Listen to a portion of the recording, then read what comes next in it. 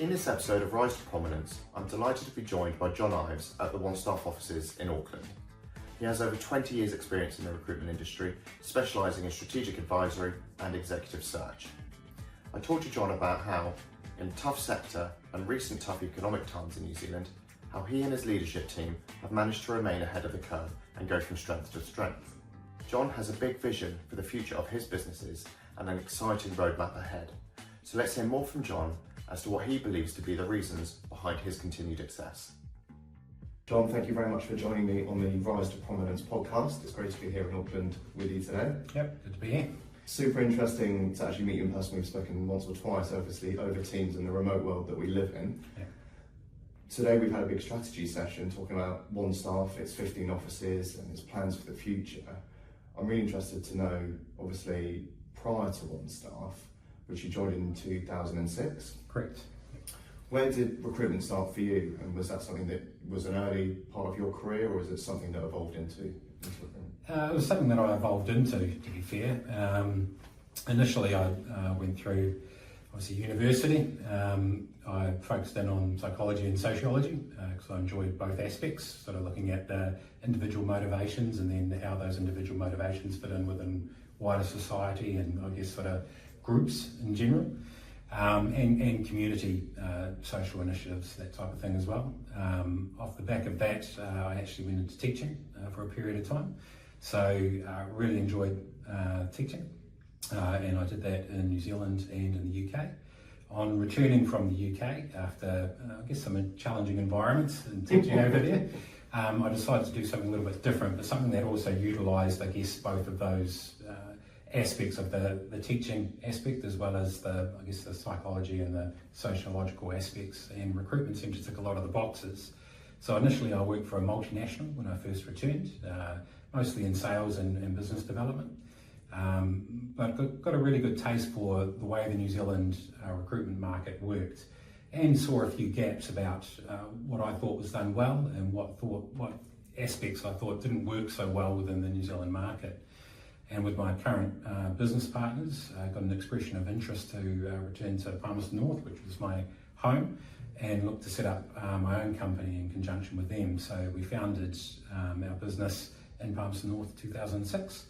And since then it's been 19 years of growth and development and scaling and economic conditions. And yeah, it's been a really interesting cycle, but I think throughout it all of those components of the psychology, the sociology and the education have been really key to our success within the recruitment market, because I think they're all important, not just for the clients, but also for the candidates that we engage with day to day.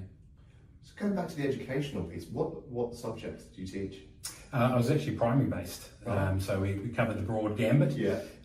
In the UK it was a bit more into the secondary curriculum, which was fine, a little bit more specialised in each category. But I think the thing for me that I guess sparked my interest in that space was really the light bulb moments that you get from different people. It's, when someone grasps a concept or people express their curiosity in a way that they want to understand something more and work out how it applies to them and how they might be able to use that information in the future. That was the real kind of, tick in the box for me within the education sector, and it's certainly something that I've seen across the recruitment industry. Yeah, we won't relate working with primary school kids to the recruitment industry, of course. But no. So, how many years were then you in the UK? I was in the UK for about 3.5 to 4 years. Yeah. And so that teaching element, obviously, the psychology and everything you did at university, that obviously, like you said, lends itself really well to those age groups, and working with children of various ages, like having those light bulb moments and being impactful in that case. Was that not something you thought you could have had a good impact on the decision that you were going to come back to New Zealand? Absolutely, but I think as I mentioned, having worked more into the secondary space and to see how, I guess, teenagers and those sort of looking to transition into the workforce, how their motivations change, particularly as people start to become a little bit more focused on what's important to them and what they want to achieve out of life, and I guess the myriad of different options that are available for people to go down. It was really that aspect that sort of pushed me towards the recruitment side of things, because it's working in a lot of cases, particularly in the industrial sector, with people that are stepping into new categories, new projects, new opportunities. And it's about, I guess, sort of opening their eyes to the different options that are available to them out there, just as much as it is for the clients when they're looking for particular candidates, getting them to perhaps look outside of the box for transferable skills, where they can pick people up that don't come with sort of bad habits, but have all the necessary talent and skill sets to be able to apply themselves in the roles that they have available. It's been a real, I guess we'd call it like a triple win. It's sort of a win for the candidate, it's a win for the client, and it's also been a win for myself when you manage to get that right and you find that really good match. And it's something that's difficult to replicate, I think, in any other industry. You really make a difference, not only in people's work prospects, but in their life in general. How did you find then going, you mentioned like working for a multinational big recruitment company, going from obviously complete different sector from teaching into recruitment, in the first place is a leap. But then, many people who've worked in recruitment and worked for multinationals and big corporates, some have had great experiences, some haven't. So you kind of went into the deep end of recruitment. What was that experience going into, from, well, generally, obviously you're working with a lot of kids and then working for a huge corporate company. That is, it's a huge lifestyle change for you at that period of your life, I'm assuming. And then what was that like? It was actually really interesting. I had worked for corporates before, just different jobs through university and for short-term sort of projects, and having been placed by recruitment companies into sort of temporary roles prior to going full-time into the education space. Look, it was an invaluable experience. Look, any company that you work for, they have a number of things that they do well, and they have a number of things that perhaps they need to improve on. And that's different based on the perspective of the individual. Look, the amount that I learned was unbelievable. Just getting a good view across, I guess, the business sense of it. I guess looking at how broader macros sort of apply within smaller businesses. And again, how those relate to the individual stakeholders that you're talking with on the day-to-day. It was something that I think has really shaped the way that my career has sort of developed. That natural curiosity that comes from meeting people for the first time and really getting to understand and trying to understand what they're looking for and what the best possible solution is, and having an open mind. That's something that's really aided me, over the previous 19 years that I've been doing this within this company, and then also during the time that I spent with that company at the same time. I think some of the challenges were perhaps with large companies can come a sense of inertia in some aspects. I believe they can lose a little bit of agility and perhaps a little bit of focus on, what are the core things that are important to the individual, and that's just as a direct relation of size, and that's something that we've focused on very carefully, I suppose, over the time that we've been building out this group, is to ensure that we never lose track of the individual stakeholders that are involved. Because ultimately it's a people business. There's nothing more variable than people, and you should never make the assumption that just because one person in a particular space wants X, Y, and Z, that the next person's going to want the same. So I think really focusing in on those individual differences and having an appreciation for what individuals are looking for, and those variations that occur there, that it's really key that you focus your efforts towards that. That's the only way that you get that win-win-win, is when you sort of tick as many boxes as possible for everyone involved in the process. Looking around at your peers then in the multinational, would you class yourself as a good recruiter back then? I believe, depending on the financial, because obviously there's a lot of factors as well that includes. I mean, many recruiters would say based on financial, but kind of generally speaking, would you have classed yourself as a good recruiter? I believe I was. Look, I think the key understanding again comes back to that individual comment. There's something to gain from every interaction that you have, whether you like the environment or you don't like aspects of the environment. Those are opportunities to learn and develop, and to perhaps take a bit of an objective view on what you see as value, and what you see as potential opportunities.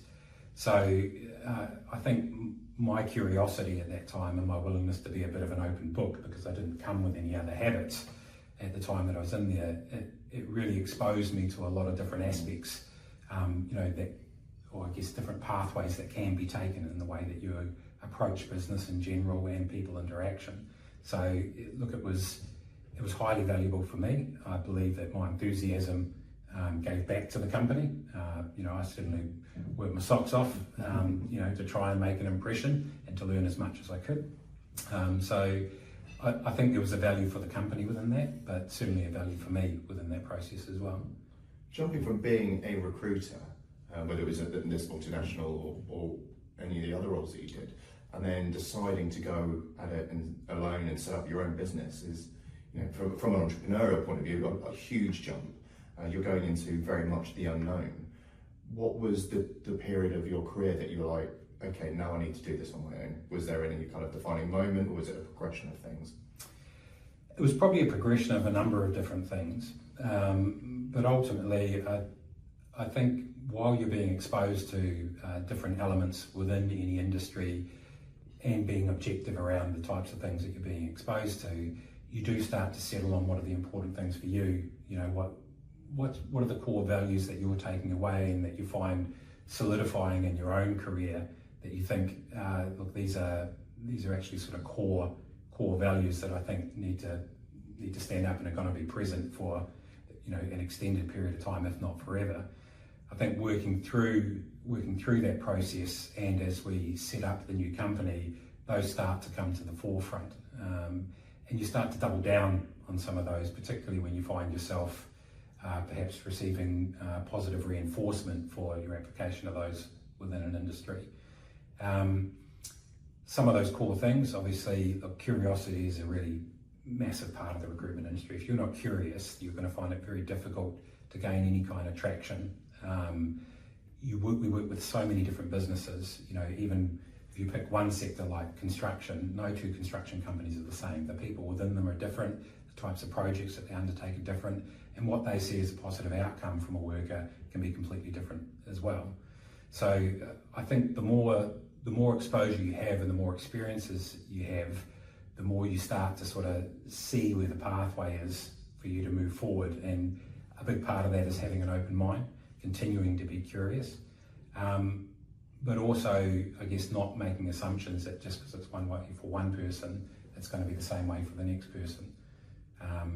I think that is part of the openness that's really critical for any good recruiter to really take on board. You should never assume. You should always sort of have an open mind and then get all of the information before you make decisions going forward or recommendations. When you're talking about that example, obviously you're relating that to the recruiters and the candidate side. You set up your business with business partners, and so how did that open-mindedness come with when you decided to join up with them? And what was the decision to not do it purely on your own, with your own purpose, mission and vision, and doing it in your way, but going with partners that ultimately you were at a stage where you trusted enough that you were all bringing something to the table? And how did that come about? I think it sort of developed out from an understanding that while you might know a lot, nobody knows everything. And experience is a really important guide for you to be able to look back on, to be able to sort of lean against at times. And it's also, I guess, ensuring that you have people to be able to provide sound advice and sort of mentorship in different areas. Business ownership was new to me when I came into it, and there's a lot of different aspects beyond just the recruitment game that you need to take into account. There's a lot of stress at times, there's a lot of reward at times, and all of those are part and parcel of the journey. So, often in the recruitment game, I think the saying is, particularly with like reference checking, that the best predictor of future performance is past behaviour. I think that's also very true of business success. If you don't have any past behaviour or any past examples to lean on, then you're pretty much floating free. And from what I've seen, and I guess the fortunate position that I'm able to find myself in now, I've got sort of 20 years plus of experience of different economic conditions, which I'm able to reference back to.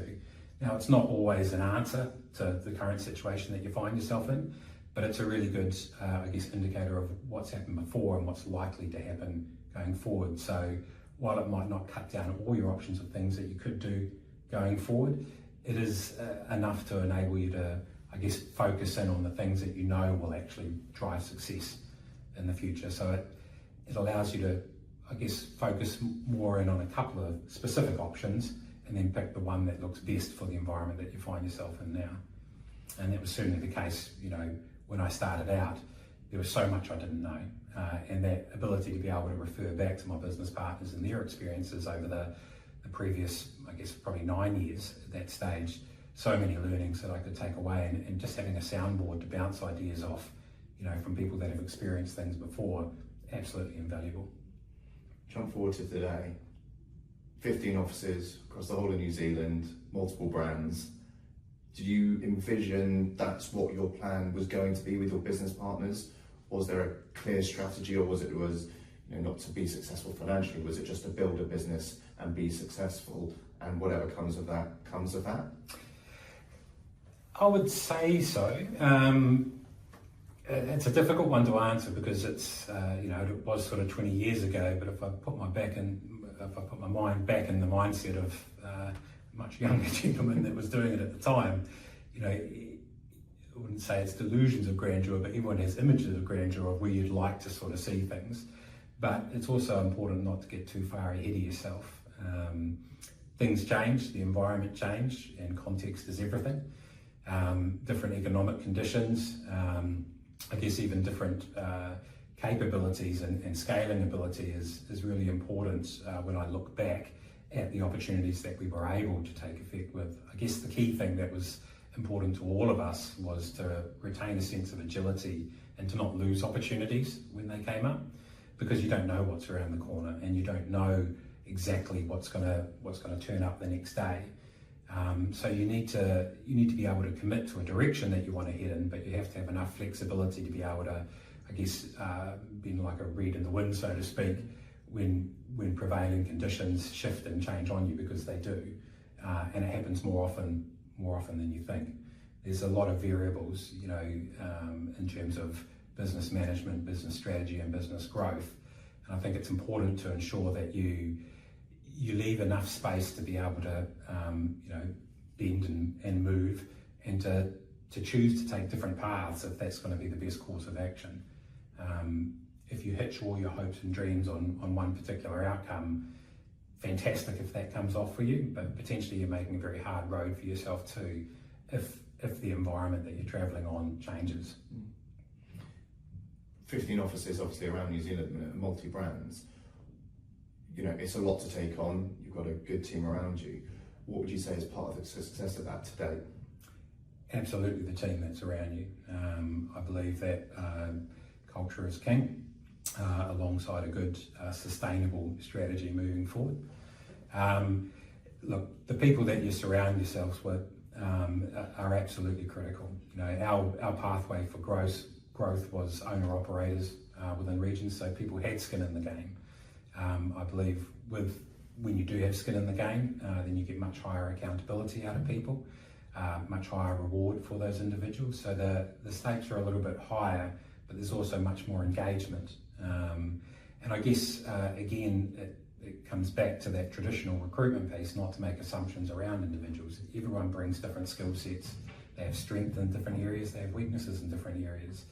And sometimes those weaknesses actually lead to strengths for the entire group to move forward with, because they enable people to ask questions if they don't understand something, and that can challenge your own belief system about the best way forward. No one has a monopoly on good ideas, and sometimes you need people to actually challenge to make sure that you are running on the best possible plan and not just an assumption it's the best plan. So again, it's that openness, it's that curiosity part comes back into play. When you have strong people that are fully committed and you're all on the same page, wanting the same sort of goal, even though you might have slightly different approaches about how to achieve it, many hands make light work, I suppose, again, is another saying. But that's absolutely the case. You're all helping, supporting, and trying to structure around each other so that you have the best coverage possible. And that plays out for all the stakeholders involved, whether they're candidates, whether they're clients, the wider team that's out there, or even the opportunities that you identify and are able to target moving forward. So a huge amount of positives, like you said, culture is king, the team around you have obviously supported, helped with ideas, you know, that long-term journey. Going back a few years now, thankfully, COVID hit. New Zealand's had a tough 18 months economically. You know, grassroots hopefully showing this year.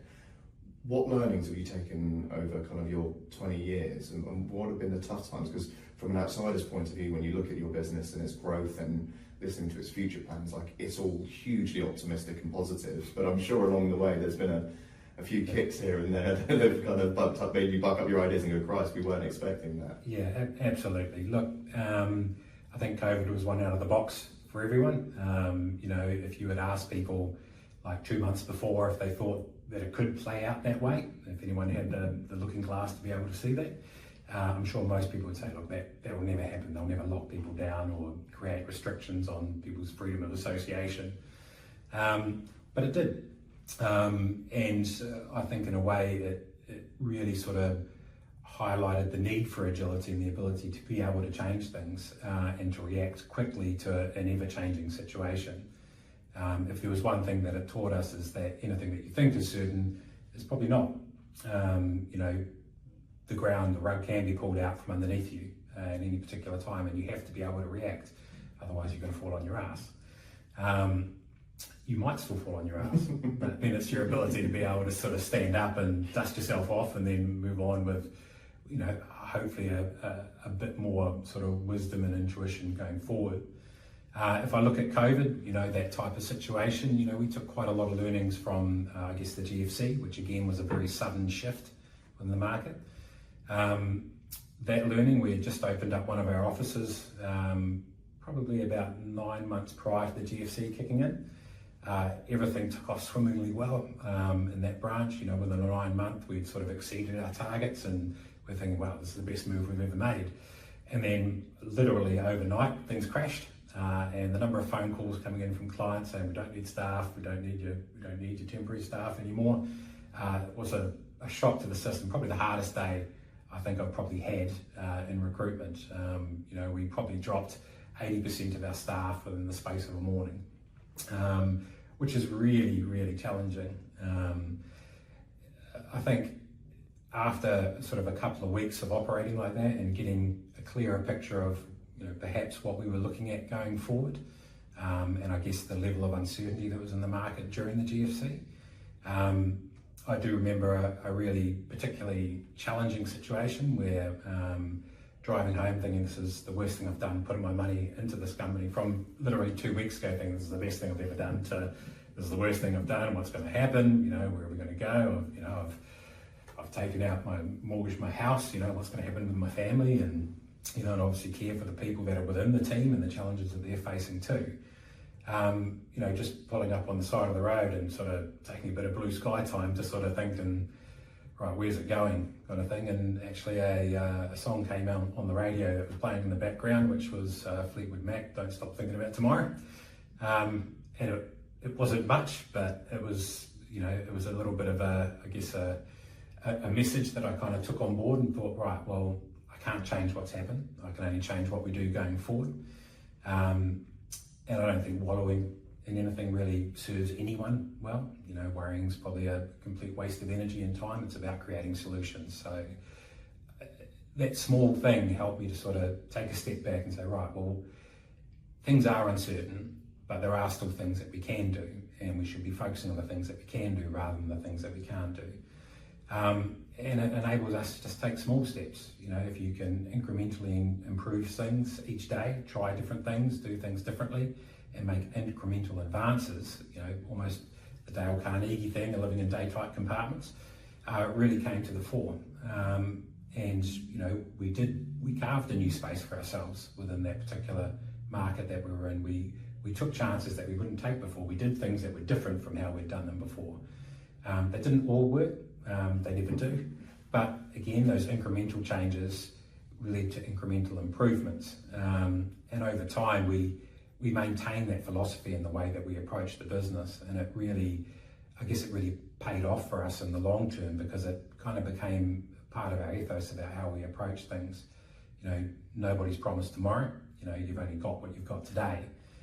So do the things today that you can do. And that means making the tough calls, on the spot. That means doing the hardest thing first.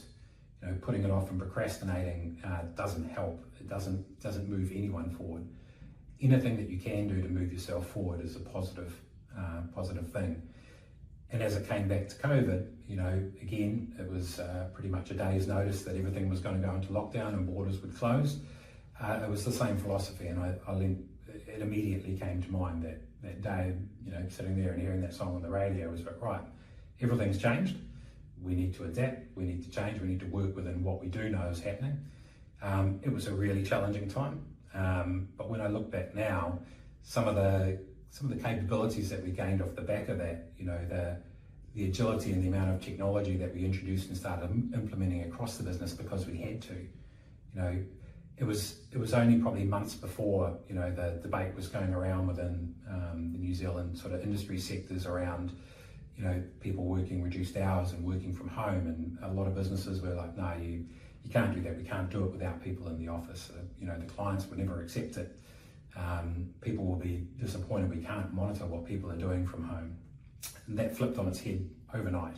Everyone was working from home because you had to, and that stayed around since. And now we have a completely different employment economy where so many people can do their work from home. They can deliver, they can be just as productive, if not more so. The amount of the rise of video interviewing, you don't have to have people sitting in front of you. That's not your assurance that you've got the right person. The technology space has shifted along, and it's happening again with AI, and I guess the implementation of that within our industry and certainly every other industry is going to force that change. Again, comes back to not making assumptions that just because that's the way things have been done, that's the way things have to be done. So it's being open, and again, being curious around, well, how could it be done? If this is the case, and new technology is coming on board, what can we do differently? How can we take this on board and improve what we're doing and approach things differently? I think that's probably the key thing for me. You always have to challenge your assumptions. That curiosity and taking kind of one step at a time. I mean, like you said, everyone got hit sideways by COVID, and God, if anyone had a crystal ball and made a bet on how that was going to pan out, they would have made some serious money. A lot of countries, have bounced back at very different rates. I think obviously New Zealand over the last 18 months for sure has taken its time and seen different economic factors play a part. That mentality of taking each day as it comes. You guys, despite market conditions, have had, from a helicopter view, a positive run at the same time, despite the challenges along the way. What does the next 18 months look like for New Zealand, for the market, for OneStaff? It's a challenging question. We're coming out of, particularly the last 5 years, obviously from massive uncertainty and complete societal change, through into, I guess, an economic environment that's gone from peak to trough, without really any transition in between those peaks and troughs for a variety of different reasons, border closures, access to resources, that type of thing. I think the next 18 months, or what we've seen over the last 12, has obviously been very challenging economically, and we've weathered the storm through that, and I think we've come out in what we would consider a good position. It has been very challenging over that time. I think what we're seeing now is perhaps more of a transition into a change in market condition, which means there's still a lot of uncertainty out there, but things are becoming a little bit more certain, even if that certainty is uncertainty. And I think as a result, people are building their strategies around what does it look like within that environment. If these are the things that we don't know, what are the things that we do know? And how do we base, I guess, our forward direction on the things that we do know and the things that we can control? We've talked previously around, economic cycles. They're a bit of a pendulum. You can go from one extreme to the other. And the more extreme that you go, the bigger the swing back is and the bigger the correction is. And it very rarely sort of just settles nicely back into the middle and then everything's smooth sailing. I think what we've probably seen is swinging quite erratically from side to side, but I I think the cadence of that swing has perhaps slowed down over the last 12 months, and while it hasn't settled completely, it's perhaps a lot more predictable about where we are now.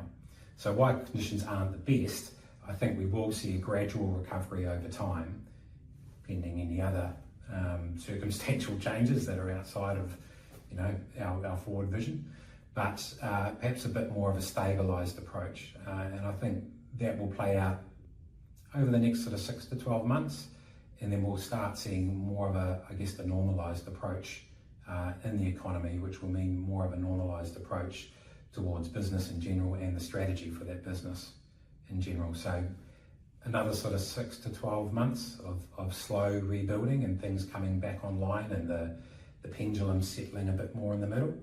And then I think we'll see a bit more of a stable transition to what a regular economy looks like. Jumping on the kind of remote and hybrid that you talked about earlier and changing overnight, which obviously everybody did, and the modernisation of tech, AI coming in, things like that. Particularly obviously for your business as it stands going forward, where do you stand on the remote and hybrid, and in the next 18 months with, say, the pendulum cadence slows down back into the positive side? Do you see more people returning back to the office? Within New Zealand, is it going to remain that kind of hybrid 50-50? Because I think you touched on it, which was quite interesting, where some people would massively disagree with you, some people would massively agree with you, is people work better at home at times. So what's your vision for the business in that regard?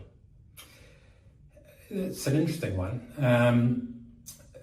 A lot of it comes down to, I think, horses for courses.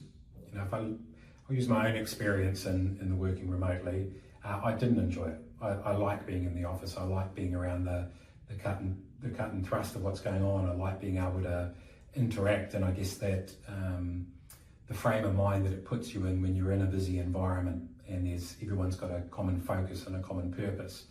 Other people, however, are able to sort of perhaps get better focus when they're at home. You can lose a lot of the, wasted time of sort of travel in between and just get straight into your tasks with a hyper focus because there are no distractions coming in. For every individual, it's different. A lot of our business is actually done not in the office, it's actually out at our client sites, and I think that's really important for recruitment in general. It's one thing to be able to have conversations with key stakeholders, it's another thing to see them in their environment and how their environment works, because it leads to further questions to get a better understanding of exactly what they're looking for, or perhaps the things that they don't see within their environment that someone coming in with a fresh view is able to pick up on. It's very easy for people to become, a little bit snowblind to what's going on around them when they're used to it and they're in it in the day-to-day, but a fresh pair of eyes comes in and sees the little things that they don't see that are actually really beneficial within their business and would be great attractors to bring the right talent in.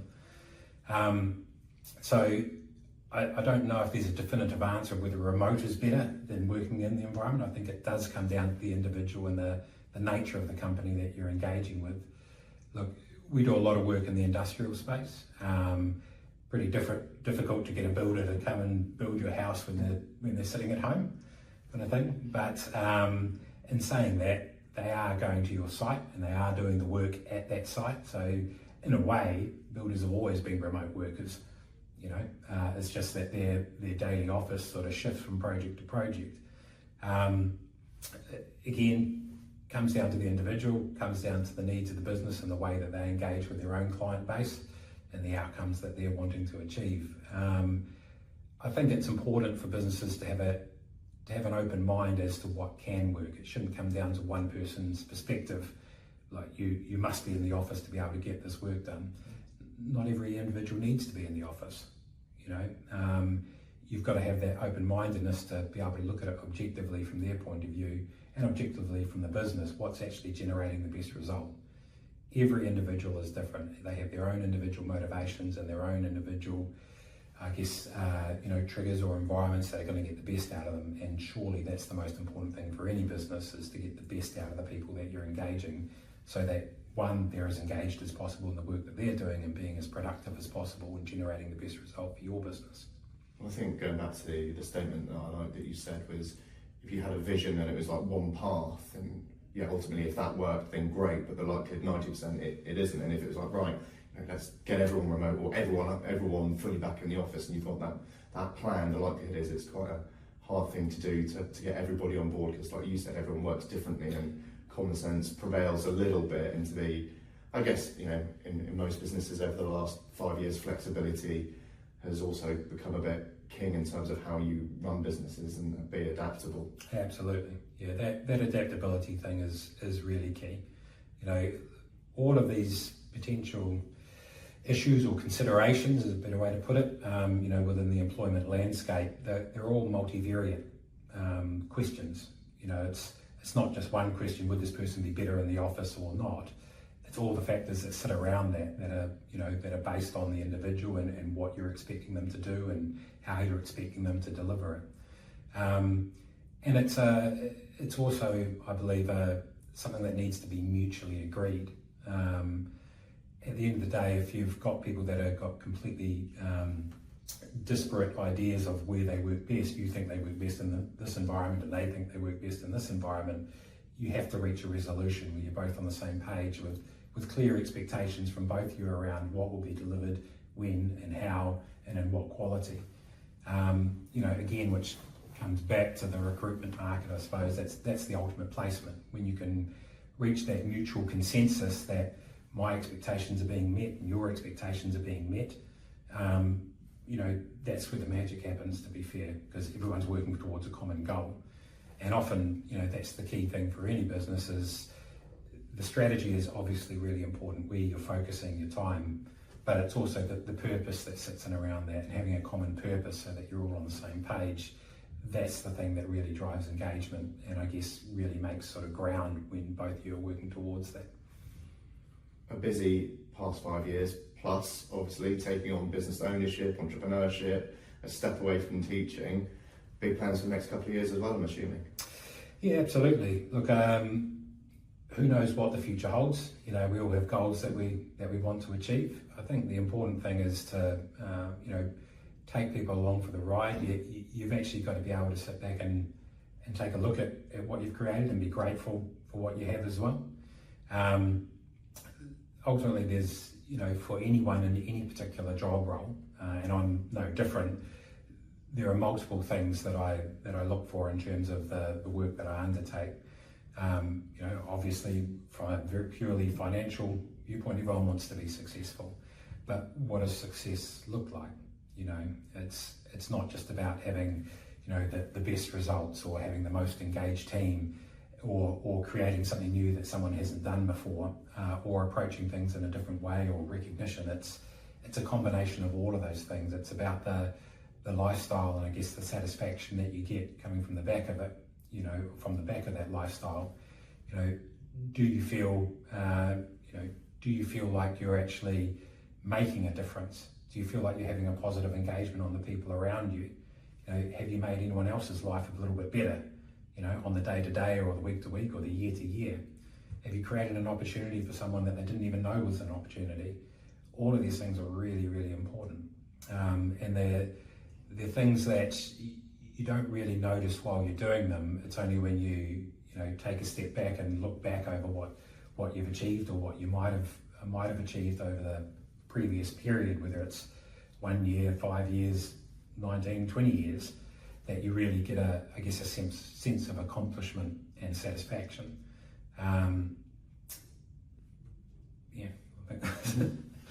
think looking forward, from the things we've talked about, and I think, like you said, what you've learned as obviously an individual, but obviously with your business partners, with your management team, is obviously you've taken all those learnings and successes successfully into kind of your strategy going forward. So I'm super interested to see how the next 2 to 4 years go, and the New Zealand market, I'm sure, will pick back up and things will get back on track, and so I'm looking forward to seeing how it goes for you. Yeah, absolutely. Thanks very much. Thanks for joining me. Cheers.